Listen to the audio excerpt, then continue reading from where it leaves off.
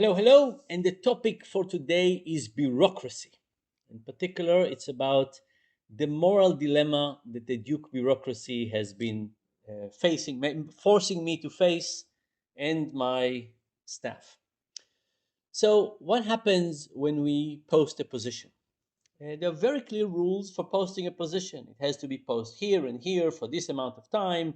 We have to interview people. There's a procedure that we have to go through. However, sometimes we have a candidate that we really want for the job and we think is going to be amazing. Imagine, for example, somebody who's been in our lab for a year. They've been trained by us. By the end of that year, they're going to be a better fit for us than anybody else on the market because they know the job, they've been here, they have all the things. So a year ago they might have not been, but at this point, after a year in our lab, they are the ideal candidate. There's a almost zero probability that anybody else will be better than them. Not zero, but almost zero. But still, we're not allowed to just hire that person. We're supposed to put an ad and post it, and people apply, and we have to interview people. And there are kind of a couple of tough moral dilemmas in this. First of all, there's the real moral dilemma about abusing people's time. Um, you know, we post an ad. People correctly are excited about maybe having an opportunity to come and work here. It's a really wonderful environment. And they apply and they spend time applying. Some of them even reach out to me and write me an email. Some of them want to talk. And and the first moral issue is we waste people's time. We waste people's time. We create hope. We waste people's time. The second thing is that Duke is putting me and my staff in a moral dilemma. When these people reached out to me, I can't tell them, hey, don't bother applying. We most likely have somebody that will hire. And when we interview people, we can't tell them, I'm sorry, but most likely the job has been taken by somebody.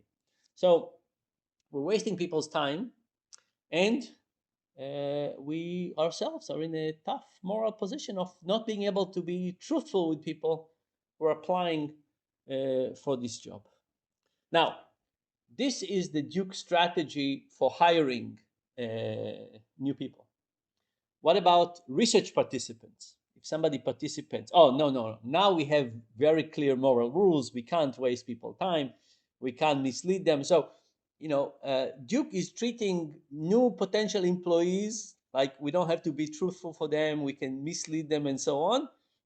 But when somebody participates in research, the rules, the ethical rules are very different, and we should be all upfront all the time. We can't waste their time, even 5 minutes. Anyway, but it's kind of interesting to observe this difference. Anyway, so if you think about this idea, Duke is with the legal hiring procedure is creating negative impact on people's lives and in creating a negative impact on our life, because we not only waste our time, we also are in this very terrible moral situation of not being able to tell people the truth.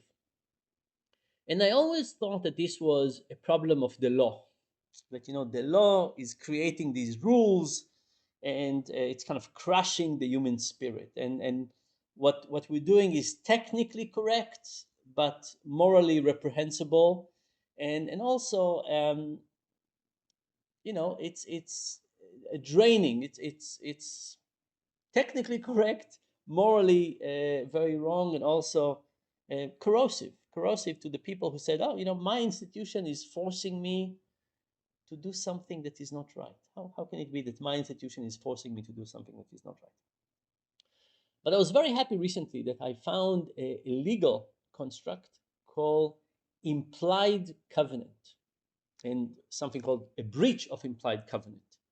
And what is an implied covenant? An implied covenant is don't worry about the letter of the law so much. What is the spirit of the law? Now, I was so excited when I saw this, an implied covenant, right? It's not just about what is written, it's about what is the big picture. And the big picture is certainly not to waste people's time. It's certainly not to put us in a moral conundrum about not lying to people. Let's be clear about this, or not be truthful, if you technically. Um, However, I brought this to the attention of the lawyers, and they of course know about that, but they don't use it. So I was very happy to find out that the law has this implied covenant, but I was very disappointed to know that a breach of an implied covenant is not taken as seriously as a breach of other things. So maybe the law has it in it, but it's not taking it sufficiently seriously. Very tough, very tough. I have to say that I'm kind of drained. It's draining to force to behave unethically for a principle for a principle the institution thinks is ethical. Terrible, terrible. I'm sending this after I just finished a conversation, like the one I don't like. I had a lot of them, but over the years, very, very unpleasant. I dislike myself for having to do that. Okay, that's it for now.